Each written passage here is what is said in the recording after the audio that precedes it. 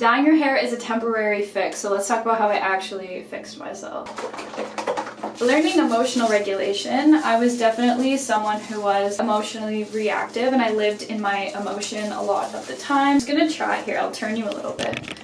I need to look in the mirror to do this, so I'm sorry if I'm not always looking at you. Please do not judge how badly I dye my hair. I'm very lazy and impatient when it comes to hair dye. Living more in a space where I could bring logic into a situation and not just emotionally react. And now if I am emotionally reactive about a situation, because it does happen, I can control it better, and I can say to myself, like, I'm having a very intense physical emotional reaction to something right now, and that is okay, but I just need to separate myself. I don't believe in heavily emotional conversations. I believe in calm, kind communication. So if I'm in conflict with someone, even if I'm the one who's angry, like this one time I got really angry at someone I was dating, and I sent them like a 13-minute long voice note, very calmly explaining everything I was thinking and feeling, factors from my past, good thing I put a towel down, factors from my past that could be contributing to now, and what's truly bothering me in the now, because I like to do that as well. Like, sometimes I can say to someone, like,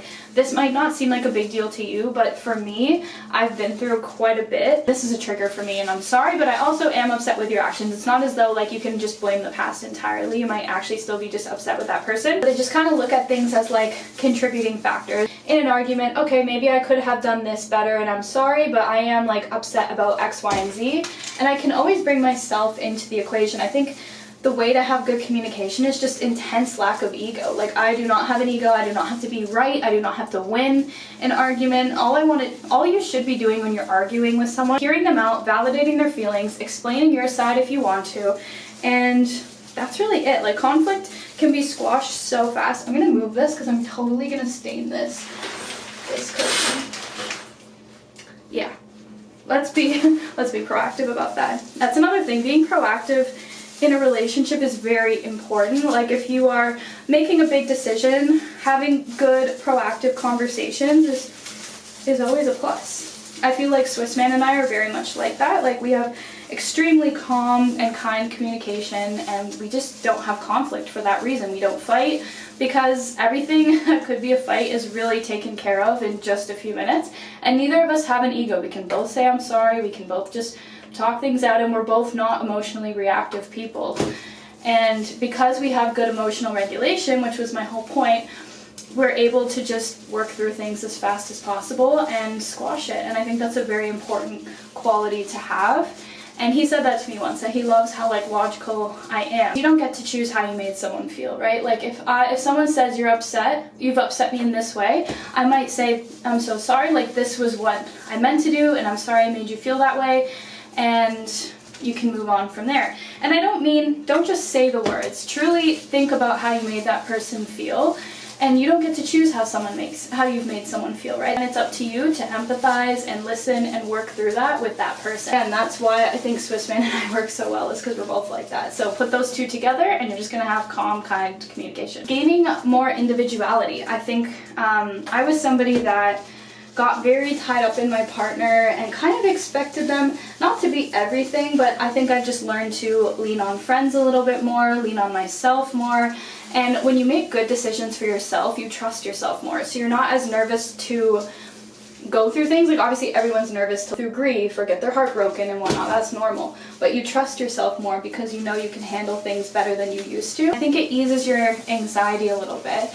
I was thinking about this on the train yesterday, though, that having anxiety about things, doesn't prevent things, but of course anxiety doesn't love logic anyways, because I do have some anxious tendencies. Okay, for example, if you're really nervous about getting cheated on and you stress about it 24/7, A, it could never happen, and B, if it actually does happen, stressing about it for years doesn't make the actual impact of that pain any easier. Like, it doesn't mean that you're gonna handle it better if something were to happen, because I feel like we think if we're anxious, we're preparing ourselves and then we'll be able to handle it better in the moment. And that's just not the case, because you're going to handle things how you're going to handle things. It's like when I broke my leg and I didn't know if I was ever going to dance again, and I couldn't walk for a long time, and I had like a severe knee injury. It's called like the career ender fracture. It was a tibial plateau fracture, if anyone's heard of that. And the unknown is usually my biggest trigger, and I think I handled that whole situation so well. I ended up growing a lot as a person. It's how I started reading and like choosing very healthy routines for myself. So sometimes you also will surprise yourself and just handle things better than you ever thought, and all of that anxiety was kind of for nothing. But I know, because I do struggle with anxiety in certain ways, you can tell yourself these things a lot, but it doesn't always change the fact that you have anxiety about these things. But you can try your best to bring logic into it as much as you can. Emotional regulation, mature communication with others. I used to be like, I don't know, like I was just really, really crazy when I was younger, and like let's say somebody said like, I don't want to talk about this right now. I mean, when we're 16, a lot of us are like that. We're just emotionally reactive, and we have never dealt with things as much as we have now. And it's why I think like our first heartbreak hits so hard, because we don't know what it's like to get over heartbreak, so everything does feel like the end of the world. And I hate when parents say that, like, oh, this person's only 16, get over your heartbreak, like you're so young. But I'm like, for them, it's their first time experiencing this, and it's very real. My mom was always careful of that. She never made me feel like my feelings were invalid just because I was young. If anything, we should be validating young people's feelings. They're experiencing all this stuff for the first time, realizing that people are gonna do what they're gonna do, regardless of how you feel about it or what you say or what you explain to them. Not everyone has the same heart as you. Some people are just less empathetic. I wasted a lot of time picking apart someone's brain in my mind and wondering, why did they do this thing? Is it because of their home life? Almost psychoanalyze people, although I'm not qualified to do that. I'm not a therapist or anything like that. But now that I'm older, I'm kind of just like, I don't know, like it's not my thing to understand. And I used to waste a lot of mental energy trying to understand why people did the things they did or how they could behave a certain way. You know, like if somebody's a homewrecker, I used to be like, how could they possibly do that to another woman? How could they do that to someone? How do they possibly think that this relationship is going to work with them and this guy because they've homewrecked?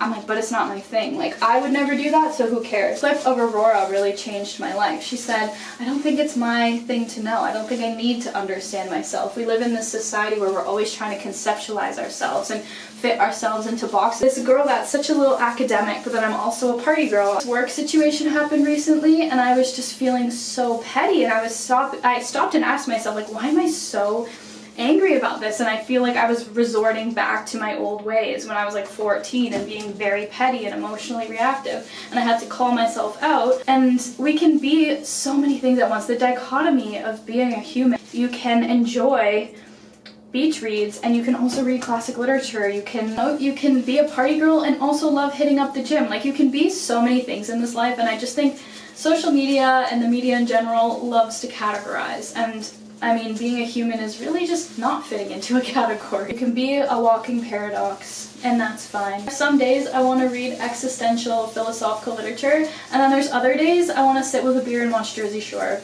And I think sometimes watching reality TV or engaging in content that's more shallow is a nice break, because I can't be existential 24/7. It's exhausting. Maybe some people can, but again, that's the duality of being a real human being, is you're not always going to be one certain way, I think, personally. Other times I feel more gothic, other times I feel more girly. It depends on the day, and I think that's fine. However, I think some people found their only aesthetic, and that works for them, and that's great. But if you're someone like me that might just want to jump around a little bit, that's fine too. I suck at doing my roots, as you probably noticed. Surround yourself with people who allow you to be a very multi-dimensional person. Nobody is sitting there like, Meg is so mature, Meg is so immature, Meg is so put together, Meg is not put together. There are some days I'll call my friend and I'm like, can I be super petty and dramatic for a minute? And they're like, yeah, go ahead. And then there's other times where I want to sit and like break down my actions and someone else's and talk to them about life, and that's fine too. And surround yourself with people who allow you to be that. You can be angry some days, you can be so happy and positive other days, and nobody is fitting you into a box. They just understand that you're a person with an ever-changing life and many different feelings, and that is totally welcome and okay to feel all of that. And I think for a long time I wanted to fit myself into a box and say, you know, I'm not an angry person. That was a classic thing I used to say. No, I'm not. Like, I would say my day-to-day state is a lot of gratitude, positivity, and happiness. I'm a very happy person, but I'm not always. Things piss me off in life and things happen, and that's okay. And I think by saying I'm not an angry person, I was limiting myself so many emotions. And you know what's bad? Suppressed anger. It's bad for your health, mentally and physically. Limiting myself all these different emotions I needed to feel. I don't want to get angry. I'm not an angry person. And now I just look at myself as way more dimensional than that. I don't have to be this clearly definable thing. And just find people who love all parts of you and all sides to you. Those are some things that have changed my life and changed the way I've gone about things. I could make probably a whole video just on each individual topic. There's obviously so much nuance to each thing I mentioned, and it's taken a lot of self-work to become the person I am today. But I'm extremely grateful to be where I'm at. When I started making good decisions for myself in a very good, healthy romantic relationship, I have really good friendships, I have great family around me, I'm in school, I'm taking good care of myself, like those things, trusting yourself, like I said, to do those nice things for you. I had a date night with myself the other night, you guys saw, and I'm independent, I'm not leaning on my partner. Like, I never see Swiss Man as this entity that needs to fix me and be there for me 24/7. He is there for me when I need him, but I don't rely on a romantic partner to be my everything. And I used to be a little bit like that. I think that's a whole other topic I could say. Distance has given me the skills that I have really desperately needed in a relationship. Doing long distance has been one of the most beneficial things for me, and also dating someone as mature as Swiss Man has been, honestly, what's the word? Eminent? No. Whatever that word is. It has been crucial in my development, and he is so mature that I was like, I want to be like him. Like, I honestly looked up to him a little bit. I mean, long distance for me has just been very helpful. It's helped me to gain a lot more independence, a lot more maturity, and I'm just very happy. So anyways, that's another thing we can discuss on another day. Toilet's running because I just cut my toenails. Time to go wash this hair dye out.